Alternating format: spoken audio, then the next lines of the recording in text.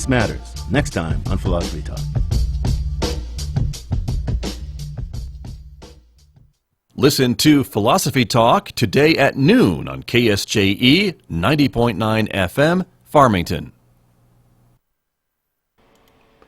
KSJE is supported by San Juan Regional Medical Center, which is officially baby-friendly. This evidence-based initiative is designed to support mother-baby bonding and optimal infant feeding practices by upholding the 10 steps to successful breastfeeding.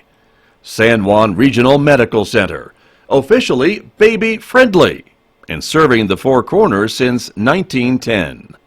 Find out more online at sanjuanregional.com.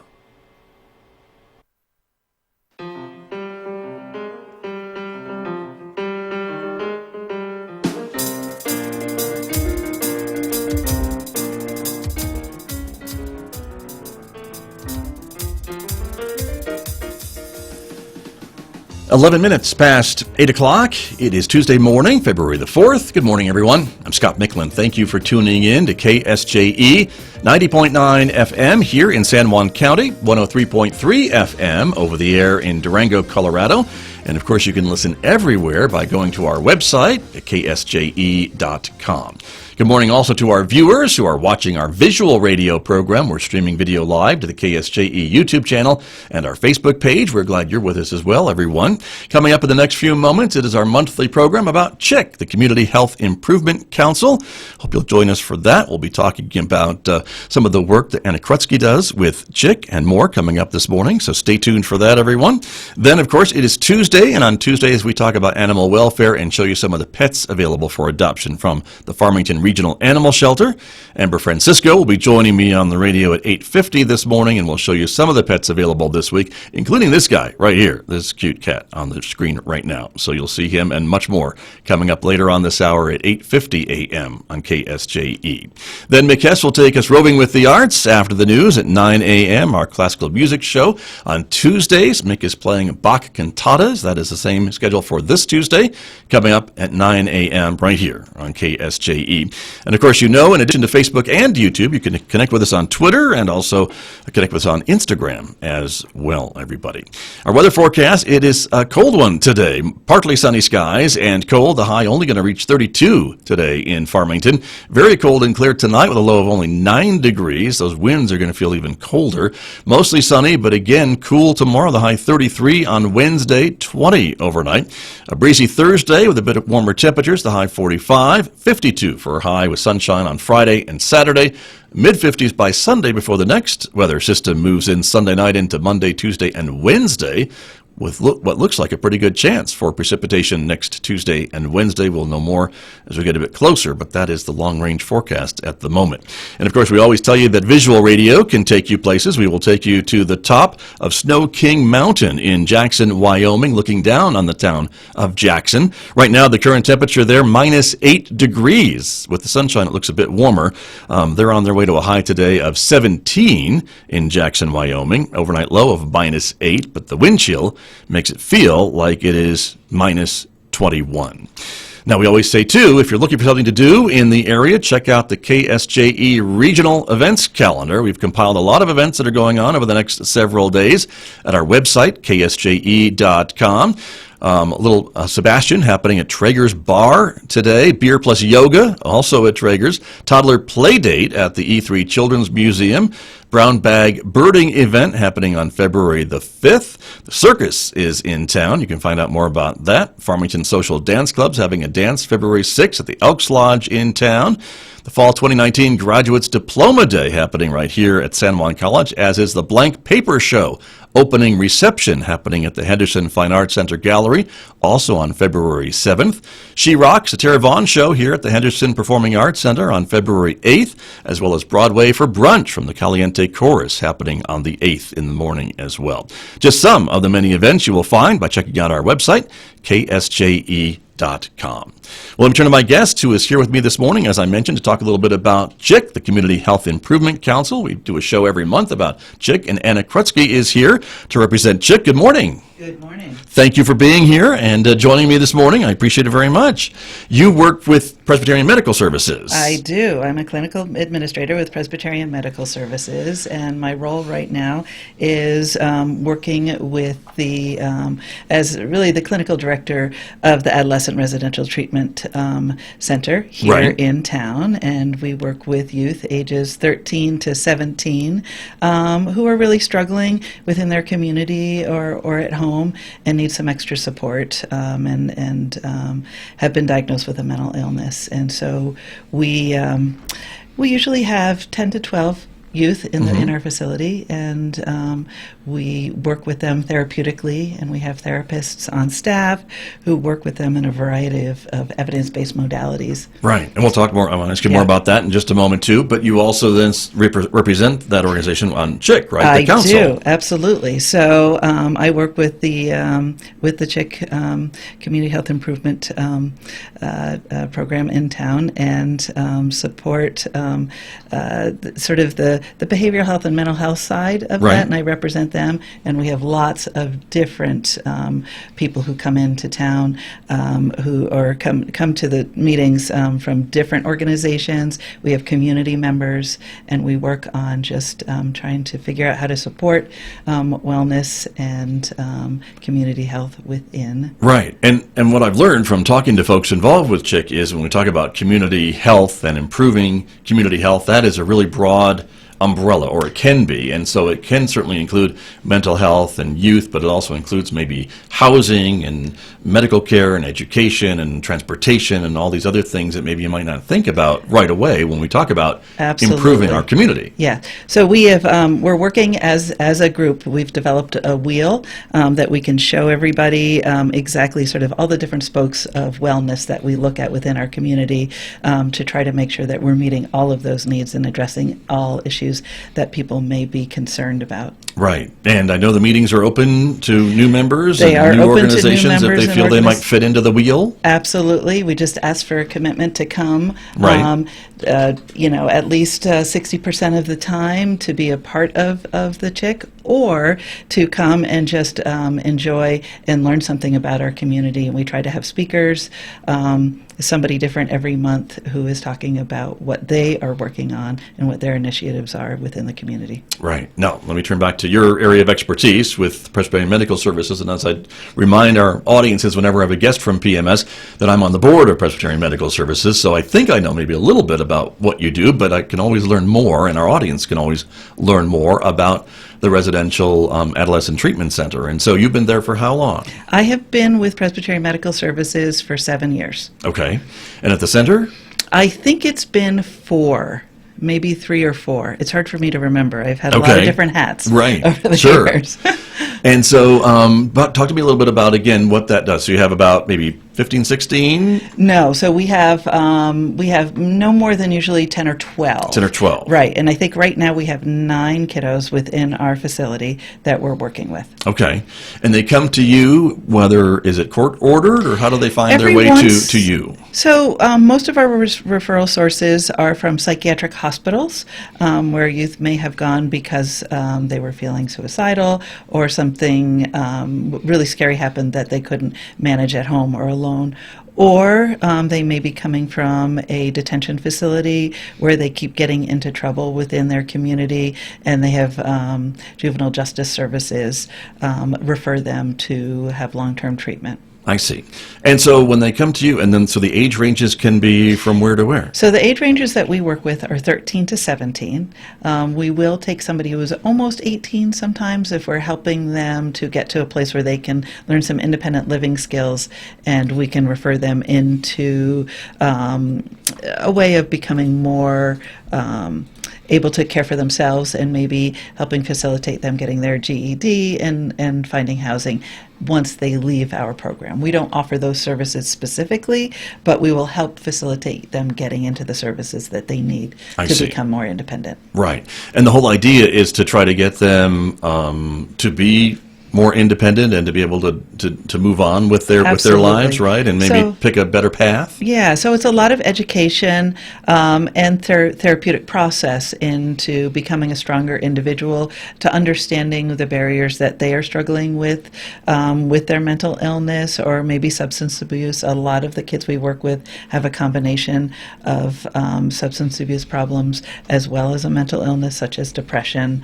or PTSD, something of that nature. So we work with them to help them understand it, feel like they have some control, feel like they understand what the resources are that they may need to be successful as they grow up. And we do a lot of work with families.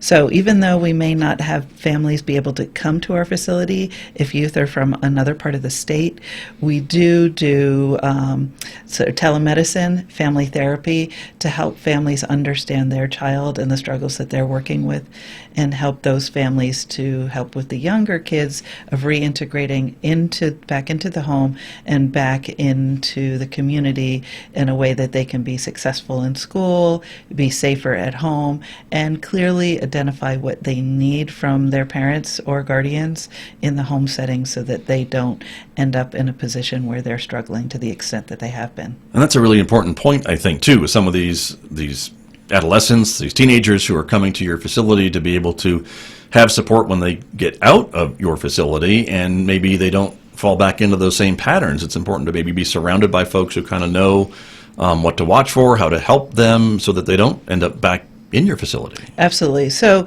one of the primary focuses for us is because we are only a short-term solution to a problem. You know, we cannot fix problems. We can help identify and build some strength within individuals and within families in order for them to be able to function better back in their communities and in home. Oftentimes I think people think, oh, we're going to just send them away, and when they come back, they're going to be a perfect person. There are no quick fixes to anybody who is struggling with mental illness or substance abuse. It is often a lifelong process of integrating that experience or those barriers into your life, and then learning how to say, okay, I understand that I have some pretty severe depression, and it gets me to a place where I feel like I can't get out of bed, and I can't really I can't go to school, and it gets really scary, and then I'll go to using some drugs because it makes me feel better and makes me feel safe, where we help them find a way that they can understand why they're feeling depressed, maybe help them access services for medications that may be helpful, and we never send anybody out of our facility without having aftercare services. So a lot of the work we do is to help them understand in the moment, how do I feel okay and safe, create some structure and some security, send them back into the world with services that they can access but still live at home, to help them maintain once they head home. Right. And there's still a big stigma, is there not, about mental health, and especially I would imagine with teenagers when they're dealing with all the other usual teenage things about life, and then to maybe have this on top of it, that can be pretty overwhelming maybe for some, not all, individuals. Absolutely. I mean, I think we are just beginning to talk a lot more about mental illness within our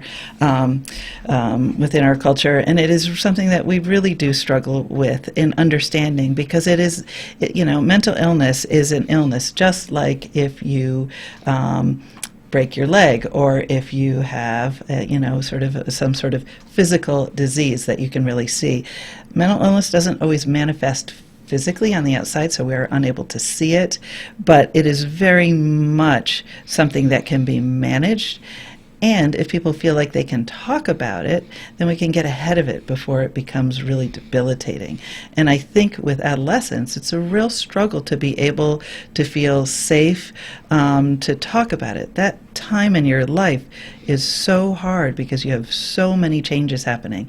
Your brain is growing, your body is changing and growing, and there's a lot of pressure from peers to be a certain way, to look a certain way. We get pressure from the media to be and look a certain way, and I think people often get really lost, and it can be a really scary time with a lot of anxiety that pops up. We're seeing a lot more struggles with adolescents having pretty severe and often debilitating anxiety as well as depression because they're trying to conform or fit into something they think they should be instead of saying, I'm confused, I'd like a little help, I need to help understanding how I'm feeling. And a lot of those kids fall through the cracks because it's scary and it's hard to ask for support. And a lot of folks who may be listening to us or watching us this morning, Anna Krutsky, may be thinking, but when I was a kid growing up, I don't think we had this type of issue or so many adolescents that are suffering from these types of things. And is that just because of our society today and the pressures, like you mentioned, maybe of the media or social media and things along that line? Does that tend to impact kids more, or has it always been with us, I guess is my question? Yeah, no, it's an excellent question, and it's a big question. Yeah. And there is no right answer. Okay.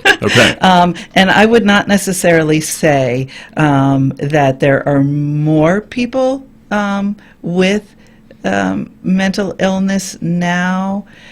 We have more people in general. Sure. So you do have an element of just the population density. But are we talking about it more maybe in that, or reporting it more? Maybe that means we have more awareness, right? So absolutely. We are talking about it a lot more. We are reporting it more. We are putting a lot more education out there. And I think a lot of our schools and communities around young folks are trying to figure out a way to reach that population so that we can be more supportive. And we certainly did have people struggling with anxiety and depression, but we didn't have as much access to be able to communicate it. So the access to social media and the access to faster communication has shifted the way that we look at everything socially. So how those pieces fall down in terms of is there more or not, it would be hard to say. But there's certainly more focus. Right. And I guess the other concern, too, that maybe some of these adolescents maybe act out in violent ways and things like that, and if we can get them help sooner or identify things earlier, that can maybe help them to be able to deal with some of these things in a more productive way and less destructive way? Yeah, I think the ability to be more reactive quicker and have a lot of people see it is certainly a factor in this day and age. And, we certainly have access to be able to post in the moment. Right. I am feeling this way, or I am really angry, and or something of that nature, and I'm going to get it out there right now. And they get a lot of feedback, which may feed, certain behaviors that we would not have historically. Right. Now, you mentioned that the facility that you work with brings in adolescents from all over the state. Correct. And so is it one of a very few number of these facilities in our state? So we don't have many. There, I think, currently 5 adolescent residential treatment centers that are licensed by the state of New Mexico. We have quite a few private ones that may specialize in certain behaviors. So I don't have all of those in my head. Sure. But there are several of us that work specifically with adolescents that are licensed by the state and certified by the state of New Mexico to work with the youth. Right. And yours is unique in the way that the adolescents can stay there for a certain amount of time. They're not driving back and forth to home. They come, and they're kind of an inpatient type of a thing, right? So most of these all of the facilities I just talked about are inpatient. I see. And so they do live there. And so in our facility, we're one of the small. I think we may be the smallest in the state, and we are. I don't know, not all of them are co-ed. So ours is a co-ed facility, so we have a boys' dorm and a girls' dorm. And then within our facility, each resident has their own room, so we don't double them up. We do bring them together for community activities. We do try to get them out into our community and learn. That we go to some of the museums. We try to go to some family-oriented events. We'll go do some hiking within the area because we have some beautiful places. And then every once in a while we'll take them to like we took them to Chaco last year so that they could learn a little bit about the culture of the area. Oh, interesting. But yeah, we draw from all over the state. We have kiddos who come up from Las Cruces area, some who are local, in Albuquerque, Santa Fe area, where there's more population density, but all over the state. And the idea of having them stay there is part of the treatment, I would suppose, It too, is. right? So that they're not maybe going back into maybe some unhealthy environments. Exactly. And you can kind of control maybe more of their interactions and things? So in a residential setting, what may be different is that we have a structure. So you have a schedule. So, getting up, and then going to school. We have school within our facility, facilitated by Farmington High School. And then we have, 3 meals a day that are at certain times. We have snacks that are at a certain time.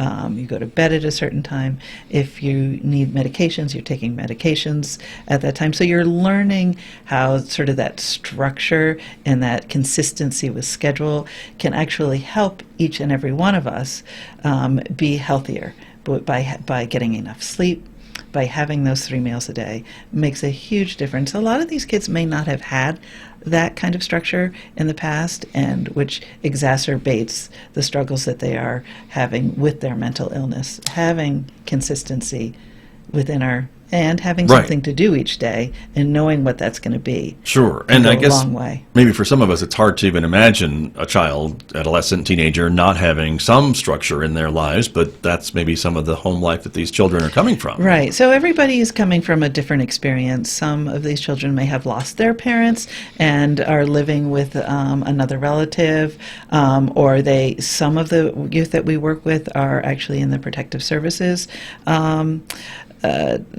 guardianship, so they don't have a parent to go home to. So we work to help them and help their caseworkers find something more permanent when they leave us, but giving them the tools to recognize within themselves, this is what I need in order to be successful when I'm out of here. We just have to find the right fit for them. Right. And you mentioned some of the structure that you provide. I imagine maybe everybody has a chore to do or a number of chores to do for the community good. Absolutely. So we teach them so basic laundry skills.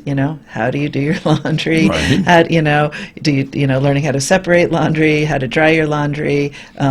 We teach them basic hygiene skills. You make sure you get up and take a shower in the morning. Have you cleaned behind your ears? Some of the basics that most kids learn along the way, but sometimes, due to family circumstances, they may not have been given those skills. We do a lot of education around nutrition. We do a lot of work on how to effectively communicate with your peers and with adults, and just in general, so communication skills. So lots of different skill building and life skills work that we do on a day-to-day. Right. And they absolutely participate in chores. So we teach them, how do you make your bed? How do you put away your clothes? How do you keep your room clean? How do we keep community spaces clean, and help them create an environment that they want. So what do you want in your environment? Do you want to decorate this? Do we want to work on creating a new library in here? Those kinds of things, and give them some ownership of that process. Right. And you mentioned school. There's still a school component to their day. Yep. And that's got to be an important part too. Yes. So they do have, they earn credit while they're there towards their high school degree.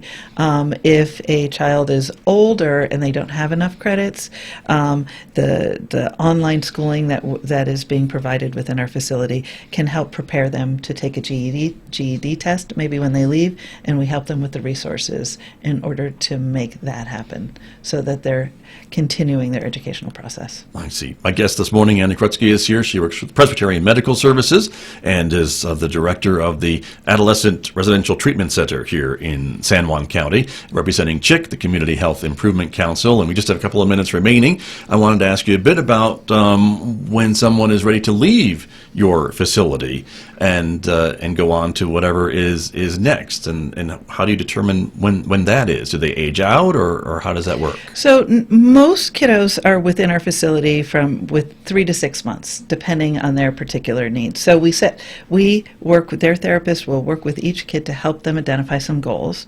and once they've reached those goals, and those goals are going to be individual goals, family goals, a group therapy goal, a medication management goal. And once those goals are reached, about a month or so before we think that they're ready to leave, we work with the family or the guardian or the caseworker, and we put together an aftercare plan. So that aftercare plan may be setting up appointments for medication management with a psychiatrist. It may be setting up in-home services where they have a caseworker who may be coming to the home to help keep what they've learned in treatment going, or they may be having continued outpatient therapy with a therapist where they go to the office for that, or something of that nature. So we put together a plan that's going to meet the needs of that individual. Sometimes we're looking at a group home for somebody who's older, and then working towards independent living, or things of that nature. I see. So lots of options is what it sounds like. Whatever that child needs is what we're going to work on, and it is never the same for each person, and because each person is coming from a different community with different resources and different needs, and we may be setting up some supports as well for families if that is needed. Got it. But hopefully lots of success stories too. We do, absolutely. Yeah. Wonderful. Yeah. Annie Krutsky, thanks for coming in this morning. Appreciate it very much. It has been a treat. Thank you. That's Annie Krutsky from Presbyterian Medical Services, representing CHIC, the Community Health Improvement Council, my guest here on KSJE. Back with more in just a moment, everyone. The time right now is 8:36.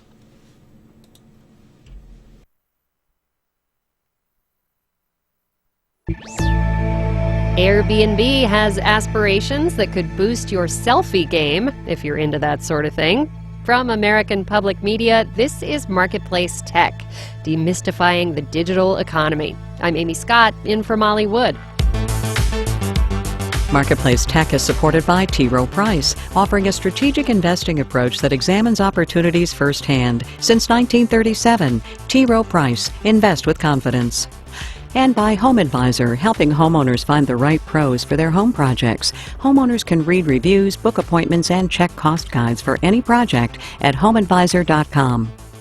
Search Airbnb's experiences listings here in Baltimore, and you can sign up for a printmaking/dance workshop, attend a private concert in a musician's home, or play bubble soccer encased in a giant inflatable ball. The company, known mostly for its short-term rentals, wants an even bigger share of the roughly $180 billion tours and activities industry. Airbnb just hired a former top Disney executive